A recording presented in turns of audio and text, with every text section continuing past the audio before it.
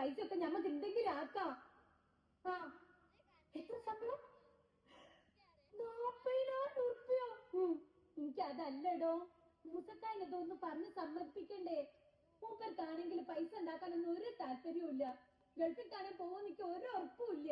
ആ ശരി, ആ മൂസക്കായനൊന്ന് വിളിക്കട്ടെ.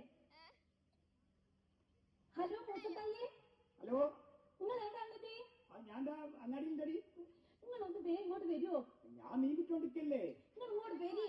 എന്താണ് പത്തോ കാര്യോ? ഒരു വിശേഷം പറയാനുണ്ട്. എന്ത് വിശേഷം? ഇങ്ങനെ ഫോണിൽ കൂടെ പറയാനൊന്നും പറ്റൂല, നേരിട്ട് പറയേണ്ട വിശേഷ. എന്താണ് പത്തോ ഈ പറഞ്ഞ പൈസ എടുത്ത് ഇനിയും വിശേഷോ? മൂത്ത കുട്ടിക്ക് 18 വയസ്സായില്ലേ? നിങ്ങളൊന്ന് പോയായിരുന്നേ. അതൊന്നും അല്ല, നിങ്ങളൊന്ന് വേഗം ഇങ്ങോട്ട് വരി. എന്നാ ഞാൻ എന്താ വരുന്നേ? ആ മനുഷ്യനൊന്ന് സമ്മതിച്ചാ മതിയേനു. ഒന്ന് പറഞ്ഞ് മനസ്സിലാക്കണം. ഡാ, നിങ്ങൾ എല്ലാരും ഒന്ന് പ്രാർത്ഥിക്കണേ. 40,000 ഉറുപ്പ്യ ശമ്പളം, നമ്മള് രക്ഷപ്പെടും. പഠിച്ചോനേ, മൂപ്പര് സമ്മതിച്ചാ മതിയായിരുന്നു.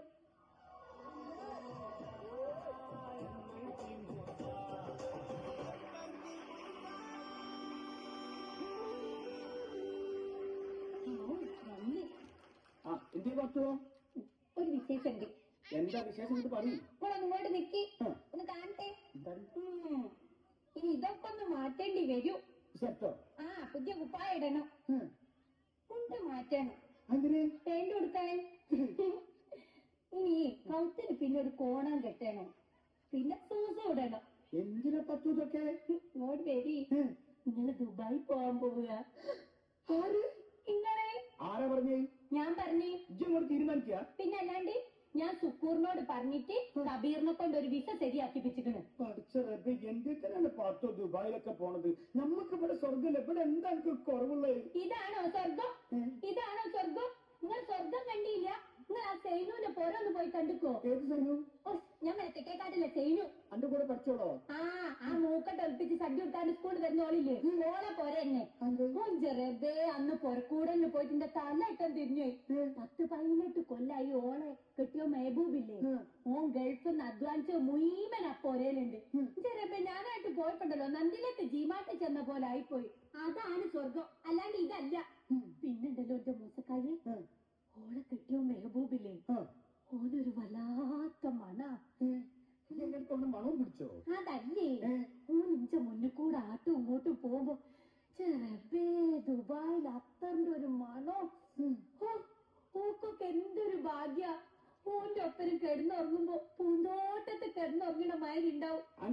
എന്താ കുറവ്? അയ്യോ, ഇവിടെ എന്തേട്ടാ മീൻചാപ്പ കിടന്നുറങ്ങണ മാതിരി ഉണ്ടാവും. ഉണക്ക മത്തീന്റെ ചീഞ്ഞ മത്തീന്റെ നാറ്റോ. എനിക്ക് മത്തിനെ കുറിച്ച് ഒരു അക്ഷരം മിണ്ടരുത്. എന്തേട്ടാ പറഞ്ഞാലും മത്തി നിങ്ങൾ അമ്മോന്റെ മോളാണാ? മത്തി നമ്മള് ദേശീയ മീനാണ്.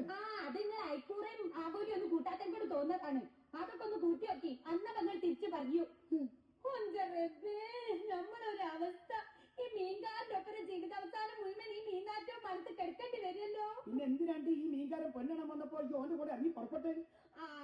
ഗൾഫറിനെ കെട്ടിക്കൂടെ? അത് പിന്നെ എനിക്ക് അന്ന് മീനിന് നല്ല ഇഷ്ടായിരുന്നു. ഞാനും സുക്കൂറും കൂടി അയലക്കാർക്ക് തല്ലുവിടുമ്പോ ഉമ്മച്ചി പറയൂ, എന്നെ നമ്മളൊരു മീൻകാരന് കെട്ടിച്ചെടുക്കുന്നു. പിന്നെ നിങ്ങൾ ആലോചന വന്നപ്പോ ഉപ്പച്ചി പറഞ്ഞ് കള്ളും കുടിക്കൂല, സിഗരറ്റും വലിക്കൂല, നല്ല സ്വഭാവമൊക്കെ ആണേന്ന്. പിന്നെ ഞാനും ആലോചിച്ചപ്പോ വിചാരിച്ച് നല്ലോണം മീൻ കിട്ടൂല, ഇഷ്ടം പോലെ മീൻ തിന്നാലോന്ന്. അന്നത്തെ കൊതിയോണ്ട് കെട്ടിപ്പോണല്ലോ. അങ്ങനെയാണെങ്കിൽ ഈ മീൻകാരനെ കൂടെ ജീവിച്ചാൽ മതി ഈ ജന്മത്തില്. അടുത്ത ജന്മത്തിൽ ഈ ദുബായിക്കാരനെ കെട്ടിക്കോ. കൊഞ്ചം മൂസക്കായി, ഞമ്മക്ക് ഗൾഫിൽ പോയിട്ട് കുറച്ച് പൈസ ഉണ്ടാക്കിയിട്ട് 2 നിലയുള്ള ഒരു വീട്, പിന്നെ റസിയക്ക് കൊറേ പൊന്ന് അതൊക്കെ ഉണ്ടാക്കാൻ വേണ്ടിട്ടാ. ആർക്കാണ് പത്ത് എനിക്ക്? ആർക്ക്? 2 നിലയുള്ള വീടും കുറച്ച് പൊന്നുമായി കഴിഞ്ഞ ഒക്കെ ആയി. എടി ഇത് വളർന്നു വന്ന വീട് അതാണെന്ന് എനിക്കറിയോ? ഒരു സോപ്പും പറ്റി പോലത്തെ വീട്ടിൽ നിന്നല്ല അന്ന് ഞാൻ കെട്ടിക്കൊണ്ടത്. ഒന്ന് പറഞ്ഞ് രണ്ടാമത്തെ നിൽക്കിട്ടാരാണ് കുറ്റം പറഞ്ഞോള്. ഈ സോപ്പും പട്ടി പോലത്തെ വീട്ടിലല്ല നിങ്ങൾ പെണ്ണാണ് വന്ന് അന്ന് നിങ്ങൾ കട്ടിയില്ലേ സോപ്പും പട്ടി പോലത്തെ ഒരാള് നോക്കാം. എല്ലാത്തിനും ഇഞ്ച പൊറക്കാരെ ഇഞ്ച വീടിനെ ഒരു കുറ്റം പറ്റല്. എന്നാ ഞങ്ങൾക്കൊരു കാര്യം ചെയ്തിടനോ, ഏതെങ്കിലും മാളിക മകളിലുള്ള ഒരു പെണ്ണിനെ കൂടെ കുട്ടി കൊണ്ടുവന്നാ പറയുന്നോ? അത് പിന്നെ അല്ല, അങ്ങനെ ഒരു പെണ്ണിനെ കെട്ടിയാല് ഓക്ക് പണ്ട മൊഞ്ചുണ്ടാവുകയല്ലേ? കാര്യമായിട്ട് എന്റെ സ്വഭാവം കിട്ടിയ നോക്ക്. ഈ സുന്ദരിയല്ലേ, ഈ കൂറിയല്ലേ? മൂസക്കാരിയെ നിങ്ങളൊന്ന് സമ്മതിക്ക്. എന്ത് ഗൾഫ് പോകാൻ? പിന്നെയും ഗൾഫ് എന്തിനാണ് പാത്തോ? സത്യം പറയാലോ, എനിക്ക് പേടിയാണ്. എന്തിനാ നിങ്ങൾ പേടിക്കണേ? എനിക്ക് ഗൾഫിൽ പോകാൻ പേടിയാണ്. ഗൾഫിലേക്ക് എന്തെങ്കിലും KSRTC ബസ്സോ തീവണ്ടിയോ ഉണ്ടെങ്കിൽ നമ്മൾ പോയിക്കോളാം. അല്ലാണ്ട് വിമാനത്തിൽ നമ്മൾ കയറൂല. അത് നമുക്ക് പേടിയാ. ഓന്റെ മൂസക്കായി ഒരു കുഴപ്പമില്ല. വിമാനത്തിൽ അങ്ങോട്ട് കേറി കുത്തിരിക്കുക, ബിസ്മില്ലാഹ് റഹ്മാനും റഹീം നാട് ചെല്ലുക. പിന്നെ ആടെ ഇറങ്ങുമ്പോ ആണെങ്കിൽ ഒരു ധൈര്യത്തിൽ നിങ്ങൾ ചെല്ലിക്കോളി. പിന്നെ ഒരു പ്രശ്നമില്ല, ആടെ എത്തും. അതല്ല പത്തു, നമ്മളെ കൊണ്ടോട്ടിയുള്ള ജാഫർ പോയിട്ട് എന്നോട് വന്ന് കഥ പറഞ്ഞിനി. മൂസേ വിമാനത്തിൽ കയറിയാല് അതങ്ങോട്ട് എടുക്കുമ്പോഴും പിന്നെ അതാണ്ട് ഇറങ്ങുമ്പോഴും മോനെ വയറ്റിന്റെ അകത്ത് ഒരു കളലാണ്. അത് കേട്ട പിന്നെ ആരാണ് പത്തോ ഇതിന്റെ അകത്ത് കയറുക. അത് മാത്രമല്ല, നമ്മുടെ സുക്കൂറിന്റെ ഭാര്യയല്ലേ, സുക്കൂറിന്റെ ഭാര്യ ഗൾഫിൽ പോയിട്ട് 24 കൊല്ലം ഇതുവരെ ഇങ്ങോട്ട് വന്നില്ലല്ലോ. എന്താ വരാഞ്ഞി? പേടിച്ചിട്ട് അങ്ങോട്ട് പോയത് വിമാനത്തിൽ ഇവിടെ മുതൽ അവിടെ വേറെ കരച്ചിലെങ്കിൽ പോലെ ഉള്ളു. പിന്നെ ഒരു വിമാനത്തിൽ കയറൂല. ഇനി എന്തെങ്കിലും കാലത്ത് കൊണ്ടോട്ടിയിലേക്ക് തീവണ്ടിയോ KSRTC ഉണ്ടെങ്കിലേ ഞാൻ തിരിച്ചു വരുള്ളൂ എന്ന് അവള് പറഞ്ഞു. പിന്നെ വേറൊരു കാര്യമുണ്ട് പത്തുവോ, ഞാൻ ചോദിക്കട്ടെ, നമ്മളിപ്പോ ഇവിടുന്ന് കൊണ്ടോട്ടിയിലേക്ക് ഒരു KSRTCക്ക് പോവുക, പെട്ടെന്ന് KSRTC കേടായി, എന്താ കാട്ടുക? നമ്മൾ വണ്ടി ഒരു സൈഡിലേക്ക് ഒതുക്കിയിട്ട് വർക്ക്ഷോപ്പുകാരനെ വിളിച്ച് വിളിക്കൂലേ? ആ, തീവണ്ടി കേടായാലും അങ്ങനെ തന്നെ ആരെയും വിളിച്ച് നന്നാക്കുക. ഈ വിമാനം ഇങ്ങനെ ആകാശത്തു കൂടെ പോകുമ്പോ അത് കേടായി വിചാരിക്കുക, ഇതെന്നാ നന്നാക്കുക? അതന്നെ ഞാൻ ചോദിക്കണേ. ആകാശത്ത് വർക്ക്ഷോപ്പ് ഒന്നുമില്ല, അത് കേടായ നേരെ ഒരു വരവാ താഴോട്ട്. അതൊരു ലക്കില്ലാക്കാനില്ലാത്തൊരു വരവേക്കും പാത്തുവോ. എന്നിട്ട് അത് വീണത് അറബിക്കടലിലോ അല്ലെങ്കിൽ ഏതോ കാട്ടിലോ. മയ്യത്ത് വരെ കിട്ടൂല എനിക്ക്. മയ്യത്ത് വിമാനത്തിൽ നിന്ന് വീട് മയ്യത്തായാലും എത്ര പൈസ കിട്ടും ഞങ്ങളെ വിചാരം?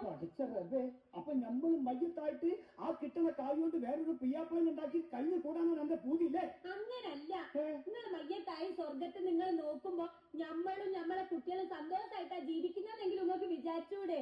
ആ മാത്രല്ല, വിമാനത്തിൽ നിന്ന് വീണ് മരിച്ച മൂസന്റെ കെട്ടിയോളാന്ന് പറയുന്നത് എനിക്ക് ഒരു അന്തസ്സല്ലേ. പിന്നെ ഈ KSRTCയിലോ തീവണ്ടിയിലോ ഒക്കെ വീണ് ആരെങ്കിലും ചത്താൽ ഒരു വിലയും ഉണ്ടാവില്ല. എന്തോ നക്കാപ്പിച്ച പൈസ കിട്ടും. അതുകൊണ്ട് എന്ത് കാര്യോ?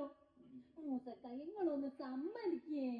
ഞാൻ ഇപ്പൊ പോയാലേ അന്യ മക്കളെയൊക്കെ കാണാണ്ട് ഞാൻ എങ്ങനെയുണ്ടാണ് കയ്യ താണ് മൂസക്കായി. ഞങ്ങൾക്ക് നിങ്ങൾ കാണണമെന്നൊന്നുമില്ല. 10-18 കൊല്ലായിട്ട് നമ്മൾ നിങ്ങൾ എന്നല്ലേ കാണുന്നത്? പോരാത്തതിന് ഇപ്പൊ വാട്സപ്പും ഗീട്സപ്പും ഒക്കെ ഉണ്ട് റിസ്വാന്റെ മൊബൈല്. അതിൽ കൂടെ കണ്ടു വർത്താൻ പറഞ്ഞാൽ മതി. അതിൽ കൂടെ കാണാനല്ലേ പറ്റുള്ളൂ, എനിക്ക് എന്നൊന്നും തൊടാനൊന്നും പറ്റൂല്ലോ. എന്തിനാണ് നിങ്ങൾ തൊടുന്നത്? ഇത്രയും കാലം നിങ്ങൾ ഇന്നെ തന്നെ അല്ലേ തൊട്ടത്? അല്ല പത്തോ, ആടെ എന്താ എനിക്ക് പണി? ആടാ നിങ്ങളൊരു സൂപ്പർ വെയിറ്റാ. സൂപ്പർ വെയിറ്റോ? ആ എന്നെ ആടെങ്ങനെ ആരെങ്കിലും സാധനങ്ങൾ കപ്പിടുണ്ടോന്നൊക്കെ നോക്കുന്ന ഒരാള്. അത് സൂപ്പർവൈസറാണ്. അതാണ്. ആ അതെന്നെ അതെന്നെ അങ്ങനെ അവൻ പറഞ്ഞേ. മാറിപ്പോയതാ. മൂസക്ക നിങ്ങളൊന്ന് സമ്മതിക്കേ.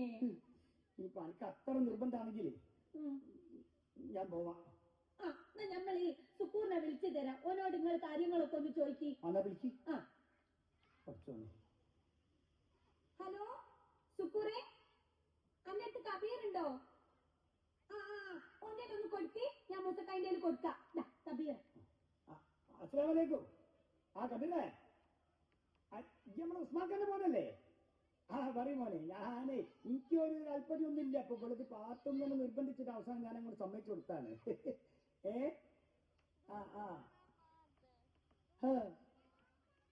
40,000 റുപ്യ അല്ലേ? ആണോ? അങ്ങനെയൊക്കെ സൗകര്യം ഉണ്ടോ അവിടെ? അത് ശരി, കേൾക്കുമ്പോ തന്നെ രോമാഞ്ചനോ. ഇതൊക്കെ ആദ്യം പറയണ്ടെന്നാല് ഞാൻ വരാം. ഈ ഒരു പണിതോ, ഞാൻ വിസ പെട്ടെന്ന് ആയിക്കോട്ടെ. 2-3 ദിവസം കൊണ്ട് വിസ കൊണ്ട് വിട്ടാ ഞാൻ പോരാ. എത്ര കാലം ഇതായി. ആയിക്കോട്ടെ ആയിക്കോട്ടെ. എന്നാ ശരി, വെച്ചോ. അത്യോ ഞാൻ പെട്ടെന്ന് പോവുക ദുബായിക്ക്. എന്താന്നറിയില്ല, എന്തോ ഒരു ലഹരി ഇങ്ങനെ കബീറിനോട് സംസാരിച്ച് കഴിഞ്ഞപ്പോഴേ. അല്ല അത് ഞാൻ പോയിട്ട് വന്നിട്ട് കഥ പറഞ്ഞാ പോരെ? നിങ്ങൾ ഇത്രയും നേരം പോവില്ല പോവില്ല എന്നിട്ട് ഇപ്പൊ അങ്ങോട്ട് പോകുന്ന സമയത്ത് എന്തേ ടൗൺ പറഞ്ഞ എനിക്ക് അറിയണോ? എന്താ ഒരു പത്ത് ഒമ്പ അറിയാടേ, ഈ ദുബായില് ഊരികളെ നാടാൻ പോലെ. ദുബായ് നല്ല സൗന്ദര്യമുള്ള പെണ്ണുങ്ങൾ കാരൊക്കെ ഇങ്ങനെ തിന്നിട്ട് കവളൊക്കെ ഇങ്ങനെ തുടുത്തിട്ട് കവളിനൊക്കെ തൊട്ട് കവളൊക്കെ ഇങ്ങനെ വരച്ചിരിക്കും പോലെ അമ്മൊരു പെണ്ണുങ്ങളെ കാണാൻ. നിങ്ങൾ നേരത്തെ എന്നോട് പറയില്ലേ നമ്മളൊരു ഹൂറിയാണെന്ന്? എന്ത് ഹൂറി? ഈ കാരൊക്കെ തിന്നാത്ത ഹൂറിയല്ലേ ഇതല്ലത്.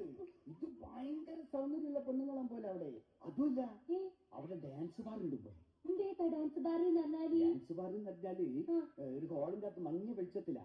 മഞ്ഞ വെളിച്ചത്തിൽ ആണെങ്കിലും പെണ്ണുങ്ങളൊക്കെ ഒരുമിച്ച് ഡാൻസ്. പെണ്ണുങ്ങൾക്ക് വലിയ ഒരുപാടൊന്നും ഉണ്ടാവില്ല എന്നൊക്കെയാ പറയുന്നത്. ഞാൻ ഓരോ കൂടെ ഇങ്ങനെ ഡാൻസ് കളിക്കുക. നമുക്ക് ഒരു ഭാഗത്ത് ഇങ്ങനെ മൂങ്ങാക്കോഴി ഇട്ട് അപ്പുറത്തെ ഭാഗത്ത് പോയിട്ട് ഇങ്ങനെ പൊന്താൻ പോലെ. ഞാൻ എന്തായാലും പോവുക. അങ്ങനെയാണെങ്കിൽ എന്താണ് പോണ്ട, അത്ര അങ്ങനൊക്കെ പറഞ്ഞെങ്കിലും ഇപ്പൊ പോണ്ട. നിങ്ങളില്ലാണ്ട് നമ്മൾ എങ്ങനെ ഇവിടെ നിൽക്കൂ? അപ്പൊ അങ്ങനെയായോ? പിന്നല്ലാണ്ട് എനിക്ക് പോയാ പറ്റൂല. എന്താ? നമുക്ക് നിങ്ങൾ കാണണമെന്ന് തോന്നിയാലോ? അപ്പൊ ഇയല്ലേ പറഞ്ഞ അതിന് വാട്സപ്പ് ഉണ്ട്, ഫേസ്ബുക്ക് ഉണ്ട് എന്നൊക്കെ. വാട്സപ്പും വീഴ്ചപ്പും ഒക്കെ ഉണ്ടായിട്ട് എന്ത് കാര്യം? അത് നേരിട്ട് പറയണോണാവോ? നിങ്ങളൊന്ന് തൊട്ടും പിടിച്ചൊക്കെ വർത്താനൊക്കെ പറയണെങ്കിലോ? നമ്മളിവിടെ കുട്ടികളും ഞാനും ഒറ്റക്ക് ഇവിടെ എങ്ങനെ നിൽക്കൂ? ഒരാണും തുണയില്ലാണ്ട്. അപ്പൊ അങ്ങനെയായി. നമുക്ക് സ്വർഗമൊന്നും വേണ്ട. എന്റെ ഏറ്റവും മൂസക്കായ ഗൾഫിലൊക്കെ പോയിട്ട് നിങ്ങൾ അഡ്വാൻസ് ഉണ്ടാക്കുന്ന പൈസ എന്തിനാ? നമ്മളെ നാട്ടിൽ നിന്ന് നിങ്ങളൊപ്പം നിന്ന് മീനും വിറ്റ് കിട്ടുന്ന 5 ഉറുപ്പ്യാണെങ്കിൽ അത് മതി ഞമ്മക്ക്. അതല്ല നമ്മളെ സ്വർഗം. എനിക്ക് 2 നില വീട് വേണം. വേണ്ട. കൈക്കുന്നറിയ പൊന്നു വേണം. എന്തിനി? ആരെ കാണിക്കാനി? അപ്പൊ ഏതാ നമ്മളെ സ്വർഗം? ഇത് അതോ ഖത്തറിൽ നിന്നും കത്തുന്നു വന്ന് കത്ത് കിട്ടി 10 മട്ടച്ചങ്ങ് നിന്ന് കരിച്ചങ്ങ് നിന്ന്